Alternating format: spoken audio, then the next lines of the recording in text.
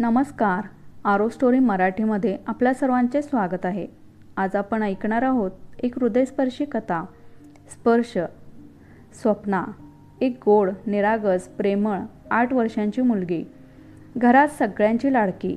स्वप्नाचा आई बाबा, एक मोठा भाऊ, आजी आजोबा असा परिवार होता. काका काकूही होते, पण ते बाहेरगावी राहत असत. स्वप्ना सुट्ट्या म्हटलं की नेहमी खुश असायची. पण का कोण जाणे, आजकाल स्वप्ना खूप अस्वस्थ राहत होती. स्वप्नाचं कशातच मन रमत नव्हतं. स्वप्ना तिच्या मित्रमैत्रिणींबरोबरही खेळायला जात नव्हती. सुट्टीचं नाव काढताच आनंदून जाणारी स्वप्ना आज मात्र दुःखी, उदास, रडवेली झालेली होती. तिचा रडवेला चेहरा चित्राला पाहला नाही. तिने स्वप्नाला जवळ घेत उदासपणाचं कारण विचारलं. बाळ, काय झालंय तुला? पहिल्या सुट्ट्या म्हटलं की किती खुश असायचीस तू, मग आता असं काय झालंय शोना? तू काही खात नाहीस, पीत नाहीस, सारखी उदास असतेस, कुणाशी बोलत देखील नाहीस. चित्रा स्वप्नाची समजूत काढतच असते की तेवढ्यात स्वप्ना भानावर येते आणि काहीही उत्तर न देता तिथून निघून जाते. चित्राचं मन हळहळतं. ती विचार करत बसते. काही वेळानंतर चित्राला स्वप्नाच्या एका टीचरची आठवण होते. चित्रा संध्याला फोन करून घडलेला प्रकार सांगते आणि तिला घरी बोलावून घेते. संध्या स्वप्नाची फक्त एक टीचर नसते, एक खूप चांगली मैत्रीण, एक गुरु आणि एक ताई असते. संध्या स्वप्नाच्या खोलीत जाते आणि प्रेमाने स्वप्नाला आवाज देते. संध्याचा आवाज ऐकताच स्वप्ना हुंदके द्यायला लागते. संध्याला काय बोलावं हेच कळत नाही. काही वेळानंतर संध्या स्वप्नाला शांत करत फक्त एवढंच बोलते. बाळ, जे काही तुझ्या मनात चालू आहे आज सगळं सांग मला. आपल्या मनात काहीच ठेवू नकोस. आपलं मन मोकळं कर पिल्लू. स्वप्ना एक क्षण आपल्या आईकडे बघते. ते बघून चित्रा दोघींना एकटं सोडून तिथून निघून जाते.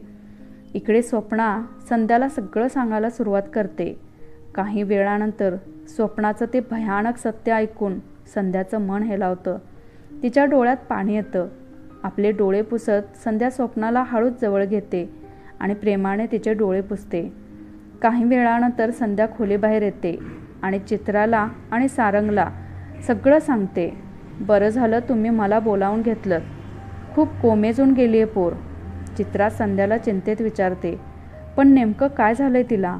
आम्ही इतके दिवस झाले विचारतोय, पण ती काहीच बोलत नाही. शेवटी न राहून तुम्हाला बोलावून घेतलं. संध्या त्यांना सांगते. बरं झालं तुम्ही मला बोलावलं. मी जे ऐकलं आहे ते खूप भयानक आहे, पण आता तुम्हाला खूप खंबीर व्हावं लागेल.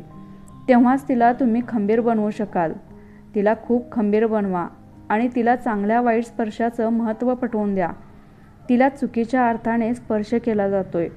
तुमच्याच कॉलनीतले माधवराव तिला घरी बोलावतात आणि नको त्या ठिकाणी स्पर्श करतात. तिला त्याचा खूप त्रास होतोय. हे ऐकून स्वप्नाचे आईबाबा हादरून जातात. काही वेळानंतर चित्रा स्वप्नाच्या खोलीत येऊन स्वप्नाला जवळ घेते. इकडे सारंग पोलिसांना घेऊन माधवकडे येतो आणि माधवला पोलिसांच्या हवाले करतो. पोलिसांच्या मारामुळे माधव सगळं कबूल करतो.